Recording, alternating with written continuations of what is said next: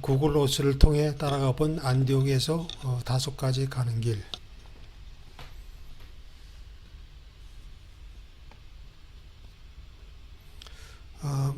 안디옥에서 바울의 고향인 다소까지 210km 여정이 되겠습니다. 바울의 2차 전도 여행의 첫 번째 여정인 안디옥에서 바울의 고향인 다소까지 구글 어스를 통해 바울과 실라가 걸어갔을 길을 따라가 보았습니다.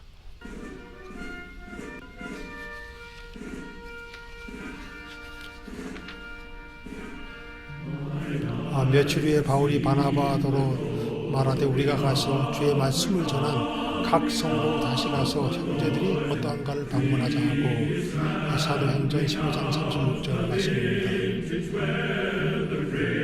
지금 바울과 실라가 안디옥을 출발했습니다.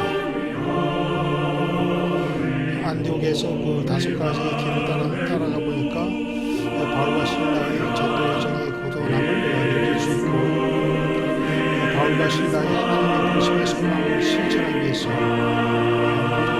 예수님의 제자로서의 삶을 살아가는 모습을 마음속으로 상상할 수 있습니다.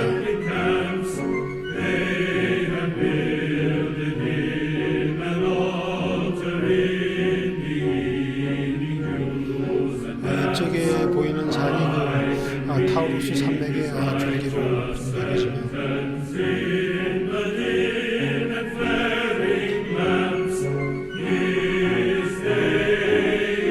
시리아 안디옥에서 다소 쪽으로 가기 위해서는 안디옥에서 북쪽으로 30km 떨어진 타우루스 산맥에 있는 소위 시리아 강물을 넘어야 좀 있으면 시리아 강물이 나타나겠습니다. 타우루스 산맥은 하늘보다가 1000m가 넘는 아주 높고 험한 산이라고 합니다.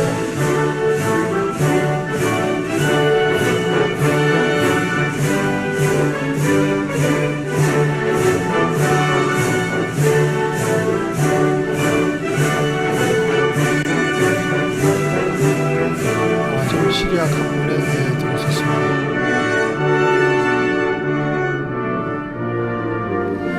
타우루스 그 산맥을 넘어간 후에는 그 이스카네르시라든가 길리기아 평야, 그 아드나시를 통과해야 합니다. 210km에 달하는 그 머나먼 여정입니다. 차로 가도 한 2시간 30분. 바울과 사울같이 걸어갔을 경우에는 한 일주일 이상이 소요되는 그런 기나긴 여정이라고 생각이 됩니다.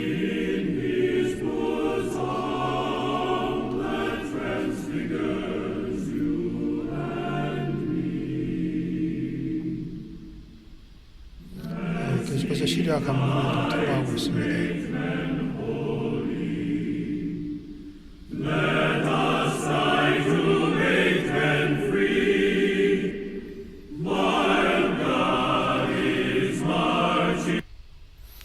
타우루스 산맥 너머에는 그 이스카네르시가 지금 보이고 있습니다.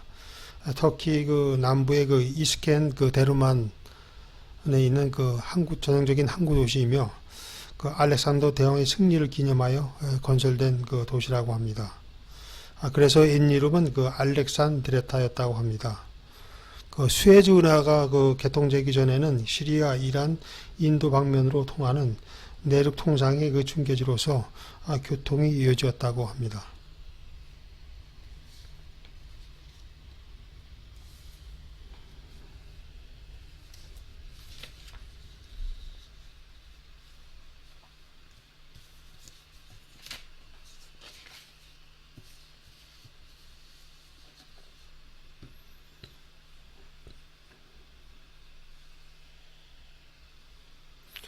바울과 바나바는 그 안디옥 교회와 1차 전도 여행에서 헌신적이며 그 아름다운 팀워크를 이루어서 하나님을 일을 하였습니다. 바나바는 예루살렘 교회에서 사역하던 중 이방인 그 선교 사역을 위해서 그 안디옥 교회로 이제 파송되었을 때 그 다소까지 가가지고 바울을 촉정하여 바울과 함께 안디옥 교회와 1차 전도 여행을 통해 그 하나님 복음 사역을 온몸을 바쳐서 수행을 했습니다.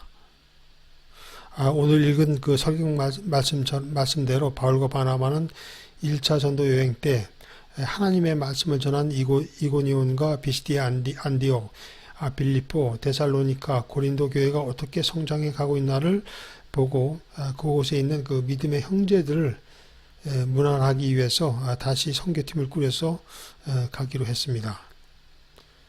그러나 선교팀에 누구를 데려가야 하는 문제를 놓고서 바울과 바나바는 그 서로 의견을 달리하였습니다. 바나바는 조카 마가를 데리고 가자고 했으나 바울은 1차 전도여행 때 그 밤빌리아에서 중도에 포기하고 떠난 마가를 데려갈 수 없다고 동의하지 않아서 사도행전 15장 39절 말씀을 보면 바울과 바나바가 서로 심히 더 다투었다고 기록되어 있습니다.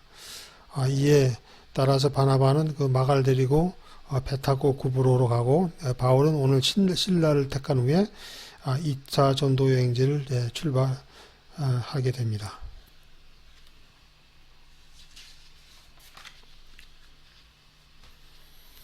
길리기아 이제 평야지대가 나타나고 있습니다.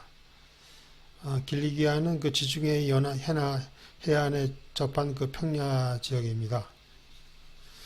길리기아 평야에서는 밀과 아마와 과일뿐만 아니라 로마 시대에는 그 칼리키움으로 알려진 염소털이 생산되었다고 합니다. 이 염소털은 그 천막을 만드는데 사용되었으며 이로 인해 바울이 어린 시절부터 천막 만드는 일에 경험이 있었던 이유가 될 수 있었습니다.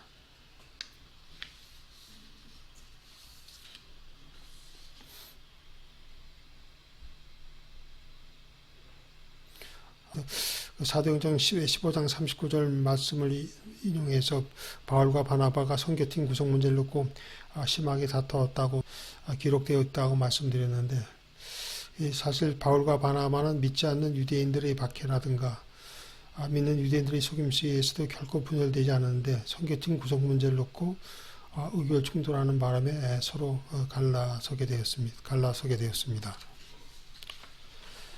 그러나 하나님의 일은 그 빌립보서 1장 12절 말씀처럼 사도들이 당한 고난과 사도들 간의 분쟁 사건으로 인해 오히려 하나님의 복음 전파가 그 확장되어지는 결과가 초래되었다는 것은 놀라운 일입니다. 바울과 바나바의 분열로 더 많은 장소에 복음이 전파되는 결과를 낳았습니다.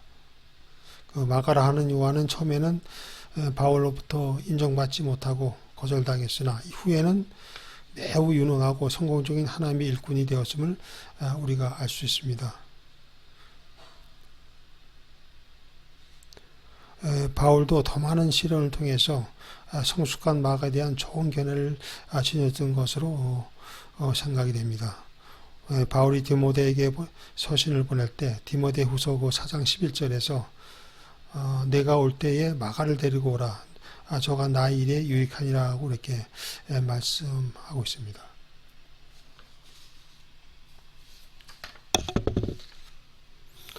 이런 말씀을 보면 그 로마서 8장 28절 말씀처럼 우리가 때론 하나님의 일로 성도 간의 의견 충돌이 나고 또 성도 간에 서로 파별이 생기는 일이 생겨난다 하더라도 우리가 하나님의 말씀의 분별력을 잃지 않고 믿음의 중심을 확고하게 잡고 있으면 그 하나님을 사랑하고 그 뜻대로 부르심을 입은 자에게 모든 것이 협력하여 선을 이루신 분이라는 것을 성령의 도우심을 통해서 뒤늦게 깨닫게 됨을 우리가 알 수가 있는 것입니다. 그 길르기아 평야지대의 그 끝자락에는 그 아다나시가 위치해 있습니다. 이 아다나시는 옛날 그 실크로드의 거의 끝자락에 위치한 도시라고 합니다. 조금 있으면 이제 아다나시로 접근하겠습니다.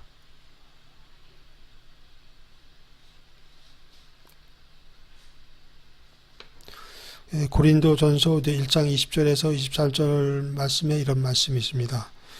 지혜 있는 자가 어디 있느냐? 선비가 어디 있느냐? 이 시대의 변론가가 어디 있느냐? 하나님께서 이 세상의 지혜를 미련하게 하는 것이 아니냐?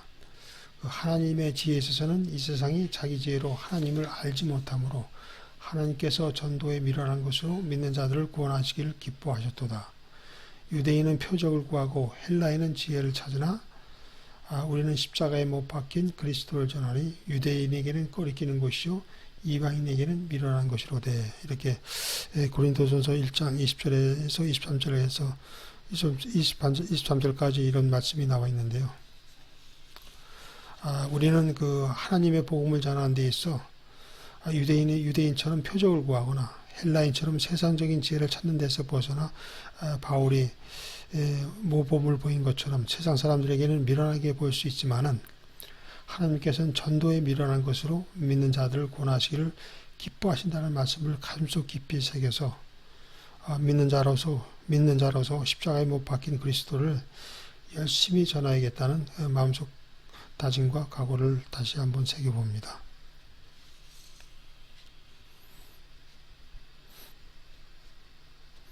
지금 길리기아 평야지대를 지나서 그 아다나시로 접근하고 있습니다.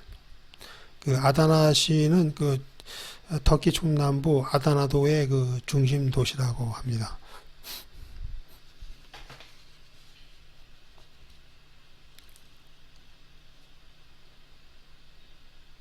그 아다나시는 그 모카와 옥수수와 과일을 많이 재배하고 있고, 특히 이 옥수수는 그 터키에서 생산되는 옥수수의 그 생산량의 절반을 그 아다나시에서 생산한다고 합니다. 좀 저 멀리 좀 아다나시가 이제 보이고 있습니다. 그 아다나시 중앙에는 그 지중해를 흐르는 시안강이 통과하고 있습니다. 조금 있으면 그 구글어스를 통해서 그 세안강을 볼 수가 있습니다.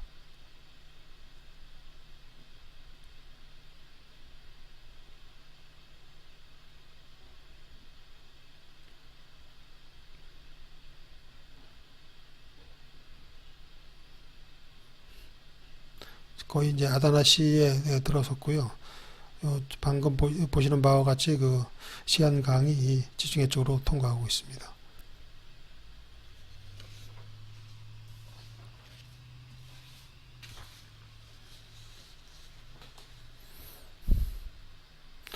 바울이 신라와 함께 그 전도 여행을 떠나는 것을 보면서 믿음에 대해서 한번 묵상해 보았습니다. 영국의 그 유명한 그 오스왈드 챔버 목사님의 그 아버지 하나님의 그 가까이 이끄심이라는 주제로 믿음에 대한 그 묵상 말씀 하신 것을 제가 인용해 보겠습니다.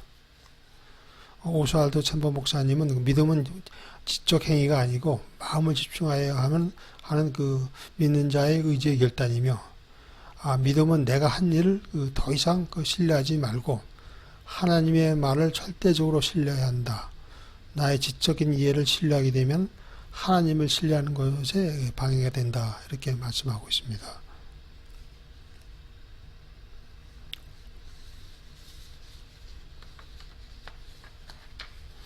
온전한 믿음을 우리가 갖기 위해서는 세상 사물을 바라보는 이 습관에서 벗어나려는 강한 결심과 나를 온전케 하나님께 온전히 내어드리겠다는 노력 없이는 결코 이루어질 수 없다는 말씀입니다.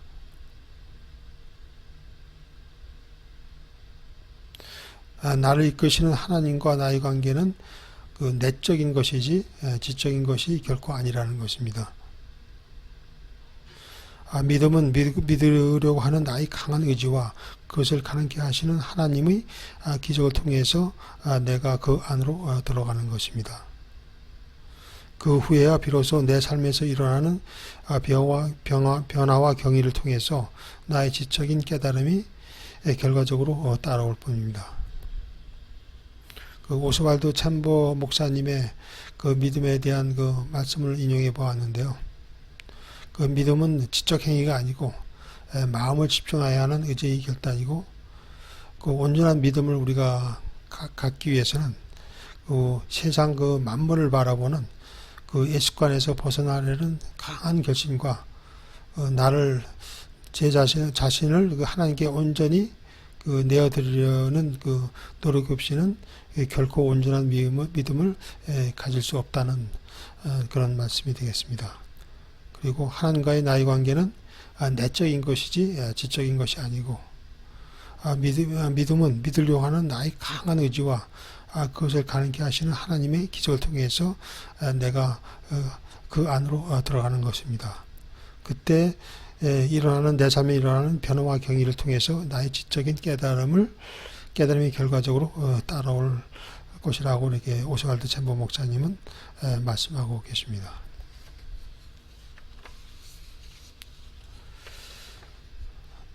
오스왈드 챔버 목사님의 그 믿음의 말씀을 같이 묵상해 봤는데요. 예수님을 따르는 진정한 제자로서의 삶을 살아냄으로써 우리 모두 예수님의 신실한 제자의 삶이 되시기를 함께 소망해 봅니다. 지금 바울의 고향인 그 다소에 도착을 했습니다.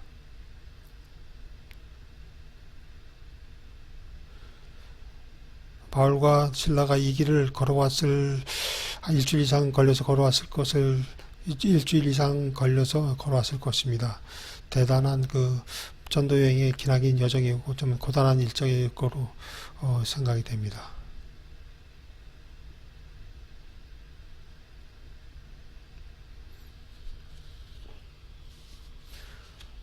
끝까지 시청해 주셔서 감사합니다.